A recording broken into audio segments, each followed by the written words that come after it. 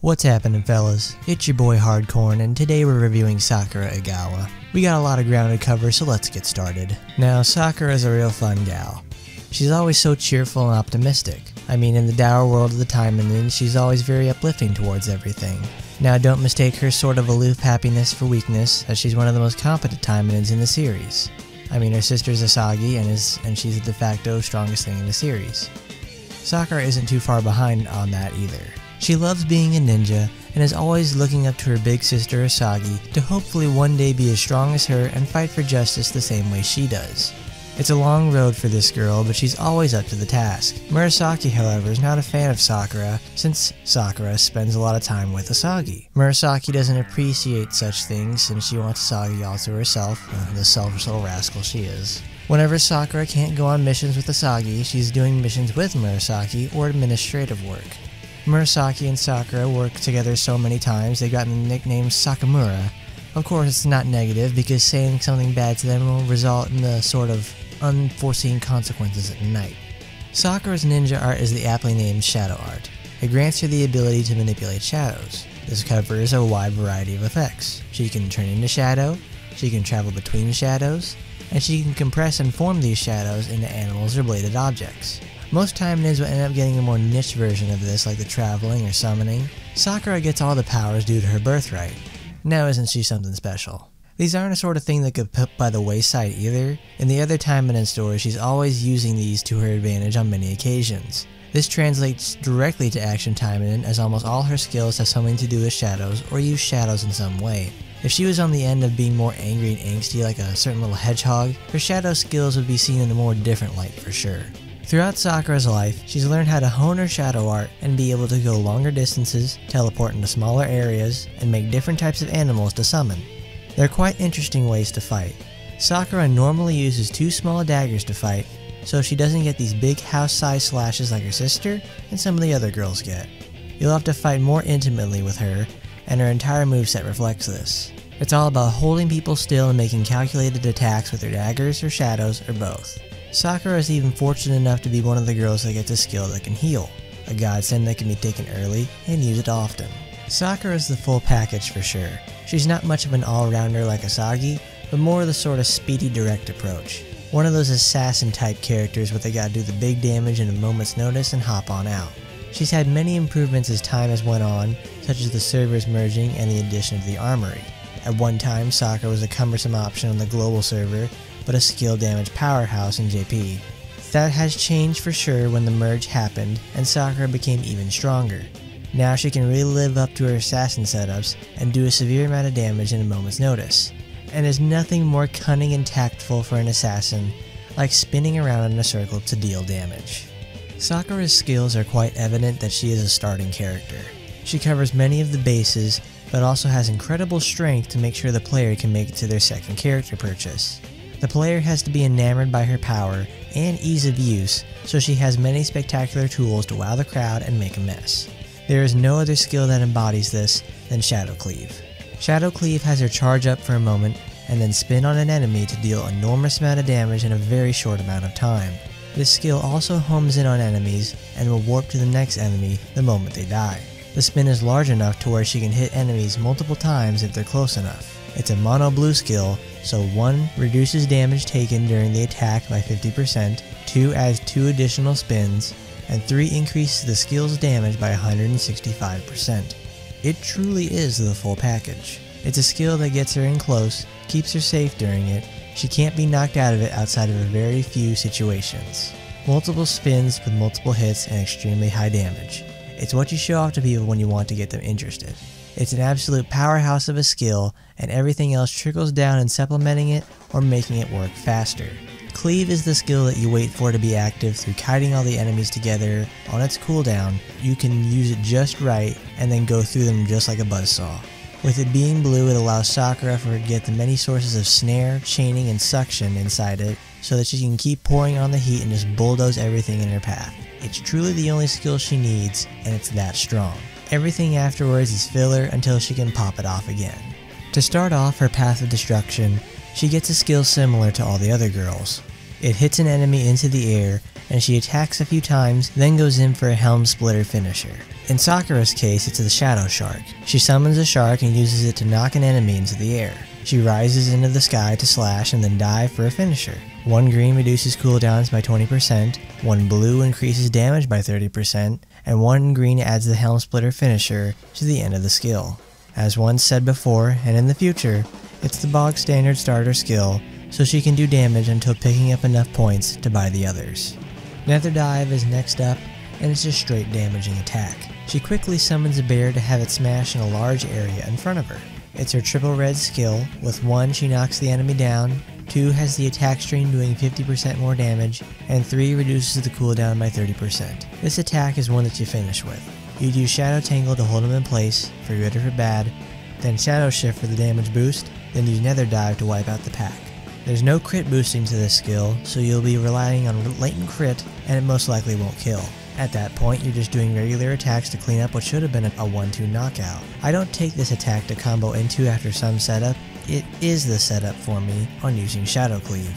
It's a large AoE attack without any supporters, and that's good enough for me. Now, Shadow Spin is a real nifty attack. Sakura can use this skill to heal, if built correctly, and also hold a small group of enemies in place. Main green makes a pool of shadows on impact that deals damage over time and gives hit stun. Main blue restores HP by 5% of the attack's damage, and a main red increases particle charge by 2%. Now, about 2/3 of these passives are pretty good. However, the skill itself is kind of wonky. After the dodge and then hitting attack, Sakura has to charge up slightly, and then the impact happens. This is not an attack to use in the pack because of that slight charge. She can get hit during it, and then get knocked out of it. If she's not running full green, there's nothing to stop the enemy she just hit from retaliating or their friends from joining in. This is also her only healing skill, and she's paper thin as it is already. It's an incredible risk to heal for such a mediocre amount. Can't even abuse being an AoE, so you can make 1 slash hit 4 enemies to recover from 4 sources. You better hope this crits or else you've lost the amount gained or even more. It needs a safe setup in order to make it happen without getting hurt. Shadow Tangle is a great skill. Great in the sense that it opens up the door for allowing more of Sakura's attacks to land without her exploding. On an extreme dodge, she conjures up Shadow Thorns to hold enemies in place. 2 greens reduces the cooldown by 20%, 2 blues increases particle charge by 3%, and 2 reds increases damage on snared enemies by 20%. There's a few caveats I have with this skill. For starters, the thorns just hold the enemy in place. They can still deal damage, turn around, and most importantly, attack. Because that's what binds do in this game. They're not a form of stun. Which leads into, if the skill had hold in place and stun, it would be very good, so they took 1 away. This attack doesn't deal any damage, no dots whatsoever from this. That means no hit stun or damage after a certain amount of time at the Kaworu summon, which means threats are barely mitigated. I really wish this thing allowed for snared enemies to only face in the direction they were stunned and stay there, because when you go and hit them, they'll turn to the direction hit and can attack again, only limiting movement horizontally while they can still do nearly everything else. Man, it's like they're not even snared at all sometimes. Shadow Claw is another big AoE attack. This time though, it's a line drive forward for Sakura that goes a good distance to do damage. Yet it is not a ranged attack, so it gets all the melee buffs. This is also her big triple green skill. 1 gives a 2% increase to particle charge, 2 gives another swipe to the attack and gives knockback and knockdown to some enemies, and 3 gives an enormous 270% boost to crit damage. This is a skill you can use anywhere since it comes out so fast and keeps Sakura mobile. I'm a big fan of using it to open up a pack, as it pretty much is just a running haymaker even when unboosted by the correct color supporters. Since Sakura's green skills really don't give her a lot of buffs besides the 1 crit, you can just take Claw as it is in a build. It's a literal fodder skill to mop up a pack. Shows just how strong and safe Shadow Claw really is. Shadow Fling is a real fun skill. This one sends her up in the air and has her shoot Destructo discs at an enemy. 3 greens give a 30% movement speed debuff for 15 seconds, 3 blues reduce enemy damage by 30% for 15 seconds, 3 reds adds 2 more series of discs that knock down the enemy. It's a ranged solution on a melee character, and I can't take it too seriously because it's not boosted at all. It also requires a monocolor dedication for something quite poor. Also poor in the sense that it's a rising skill, and as many high-hitting problems the enemies can bring now, like the mech suit guys with their turrets, or graded bladed demon uppercuts. Maybe it would get some more props if it could inflict a damage over time ailment, but this isn't for fighting regular enemies. It's for one-on-one battles in the arena or against Taimanins in the tower due to the debuffs and single target attacking. Even then, Sakura has better one-on-one solutions. Sakura's Taimanin art is Dual-Edged Flurry. It speeds up her normal attack string slightly, and also gives some much needed buffs to her attack string's damage and particle charge. 30% more damage and 50% more charge on hit are great to have. It doesn't change much, but it adds something useful into the mix. However, the problems lie within the attack string itself. Sakura's attacks have a weak chase to them and rely on the fact that the hit stun is keeping them there to make sure she doesn't have to chase. No reason to buffer any part of this attack string like Rinko's or Kirara's, as the finisher for Sakura's attack sends her backwards, then does damage. A setup so that she can run away. It's a very good thing to do as you'll be wanting to use her skills as much as possible rather than a regular attack. The unfortunate aspect of her Taimanin art not changing her move, and that she is cursed from day one of release to have such a poor attack string. There is a silver lining with Shadow Shift. It behaves like Asagi's version of the double dash skill. Sakura dodges and teleports behind an enemy and faces their back every single time. With 2 greens, using the skill gives a 10% boost to crit rate for 5 seconds, 2 blues reduces the damage taken by 25% for 7 seconds, 2 reds increases the damage dealt by 10% for 5 seconds. The skill is a dodge, it's an escape, it's Sakura's primary form of buffs.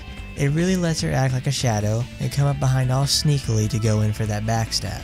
No rear damage bonus like its Neo, that would make skills like this too good along with any attack with a disjointed hitbox. Use this skill to start out with and just release the beast the moment you get behind them. You've got your buff up, so it's time to shine. So good for crossing those long distances on those bigger battlefields like in the tower, or in the next pack spawns.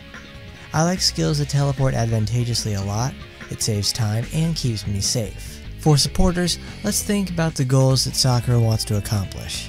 She wants to have enemies hold still, have them be together, deal big fat crits, and escape. She also wants to use her skills as much as possible since her natural attack string is quite poor. This means she wants supporters that will chain or bind enemies or suck them into the casted location. Let's take a look at what supporters allow her to accomplish this. While Sakura isn't all about being green, since her best skill requires all blues, I will not neglect it. Tekken Kaoru is the go-to green supporter for Sakura, as it gives her crit damage and the ability to chain enemies where they stand for a moment. Kaoru is a great supporter on everyone, especially those who desire crit builds like Kurenai, Asagi, and Sakura. Yuri Hisui is another great supporter for Sakura, due to Sakura's spins generating a ton of hits. Using it would go like, do a series of spins, wait a moment for the cooldown to tick below a certain point, maintain this combo, activate Hisui, then do the spin again and watch the damage rise. Doesn't bind enemies but gives Sakura this enormous buff so she can take out extremely strong threats. Fujibayashi Yuno is one to consider on Sakura as well, due to the series of boosts to crits the supporter brings. The sub-skill is not so desired since it boosts normal attack crit rate at a cost of particles. The lead skill is what is so important. The big boost to crit damage on normals is great, but the lengthy invincibility makes sure Sakura's attacks can't get interrupted. Sakuragi Saruga gives that sweet boost to crit damage and also critical hit rate for all attacks. Incredibly worthwhile and fantastic on anybody. It's especially what Sakura wants since she's looking for those big explosive hits to wipe out the entire pack or just tear off bars of a boss's life. A lot of green ends up being critical rate and critical damage boosts. Good for monocolor green builds, but the jewel of Sakura is the spin, the triple blue skill. Oniguro Saburo is a nice addition to Sakura's arsenal. It allows for an increase to damage against demons, but the real meat is in the fact that casting the supporter snares enemies near Sakura. This is great since it means when all the enemies are bundled up against her or standing close together a distance away, Sakura can hit multiple enemies with one spin before teleporting. Sakura is also a supporter, and she's incredibly self-serving. The Sakura supporter gives increased damage to snared enemies, and the supporter call snares all enemies for a period of time using Sakura's Shadow Thorns. Has the same properties as the real Shadow Thorns, so watch out. To top it all off, the supporter gives increased particle charge for the duration of the snare. No ifs, ands, buts about it, this supporter is for Sakura. It's unfortunate that's a limited we may never see for months or years. Rinko as a supporter gives a degree of protection on the passive, but it's not anything to take seriously or depend on. Now the call for the supporter is very desirable for Sakura.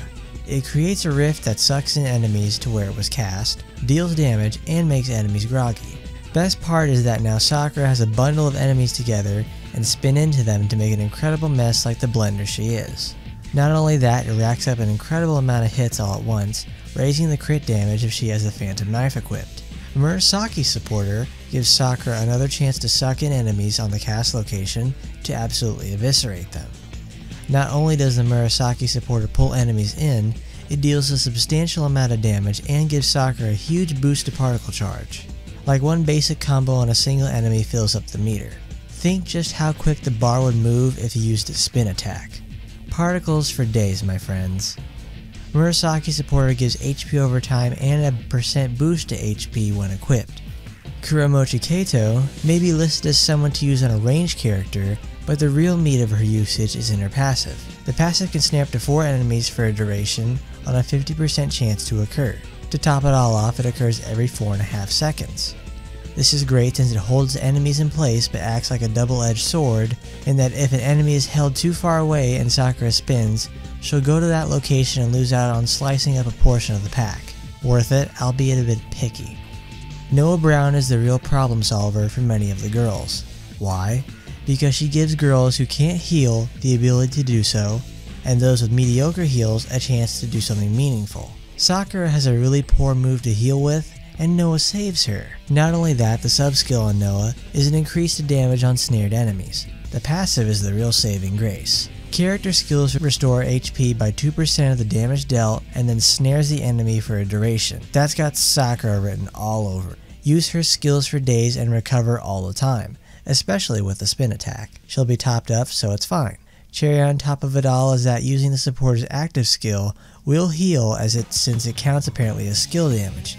Don't sleep on this and don't miss it. How about that for blues? So much usage and so powerful on Sakura, how could reds compete? That's the thing really. They can't very well. Reds traditionally are a form of attacking or debuffing supporter rather than buffing the user.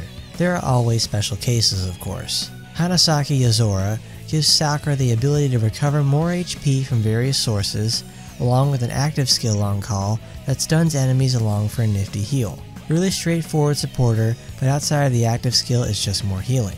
There are better ways to heal, but this is good filler until you can get such solutions. Kuonji R. Spica being a real winner again due to the aspect of granting invincibility on cast with her active skill. That alone makes her worthwhile to run in the arena or the tower. During such a lengthy invincibility, Sakura can get off her attack skills and get in a few normal attack combos as well without taking extreme life-threatening damage. The little boost to a melee character's crit rate is a nice way to top her off.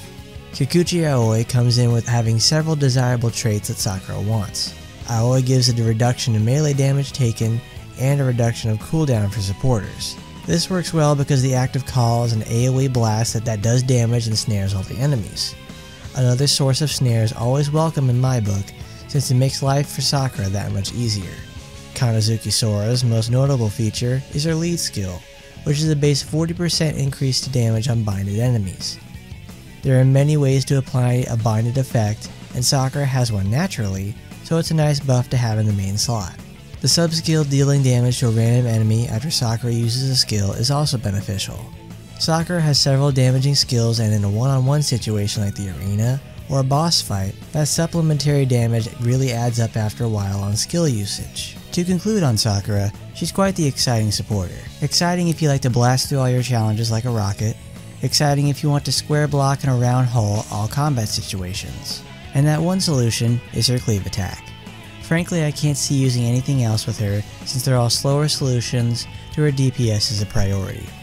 Sakura can solve it with her Cleave. Yes, the danger increases if she goes in deep on an enemy with enormous HP like high level tower enemies, but she can make it manageable. From the way I'm saying it, it sounds like she's like a top tier character, and that's not true. She has one extremely strong solution, and every other area she's going to be lackluster in. Her heal is weak, her stats aren't anything to write home about, her buffs and debuffs aren't anything meaningful, and the list goes on. It shouldn't stop you from taking her as a playable character though, because if you like how they look, or their personality, or the way they play, then that's what's gonna do it for you. Enjoy yourself and the Master of Shadows. She's having fun, and you should too. Oh lord, it wasn't that something. Thanks for coming on out and learning with your boy Hardcorn. Make sure you hit that like and subscribe button. Leave a comment too, because I'd love to hear from you guys and maybe get some ideas from where to go next. And as always, I'll see you next time.